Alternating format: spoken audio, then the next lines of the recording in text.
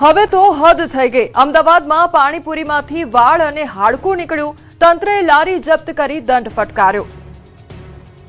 આ દ્રશ્યો નિહાળ્યા બાદ પાણીપુરી ખાવાના શોખીનો બીજી વાર પાણીપુરી ખાવાનું નામ નહીં લે।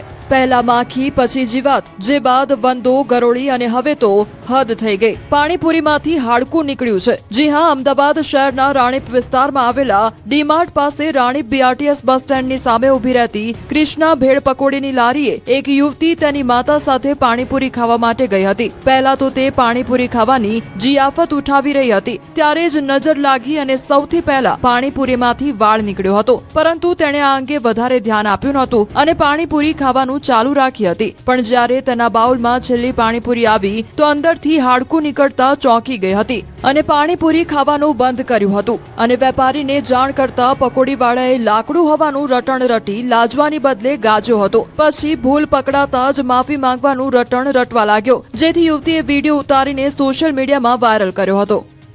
અમે અહીંયા પકોડી ખાવા આવ્યા હતા, સમથિંગ 6:30 વાગ્યા જેવું। અમે પહેલી પકોડી ખાધી તો મારા મગની પકોડીમાંથી વાળ નીકળ્યો, તો અમે જવા દીધું કે ચાલો જવા દઈએ, ધંધો નથી બગાડવો। એ જ અમારી પહેલી ભૂલ। પછી છેલ્લી પકોડીમાંથી, મારી પકોડીમાંથી આ હાડકું નીકળ્યું છે। જ્યારે અમે એમને કીધું તો એમને અમને એવું કીધું કે આ લાકડું છે। એના પછી અમે અમારી જોડે આવેલા પકોડી ખાનારા બીજા 4 લોકોને બતાવ્યું, તેમણે બી કીધું કે આ હાડકું છે।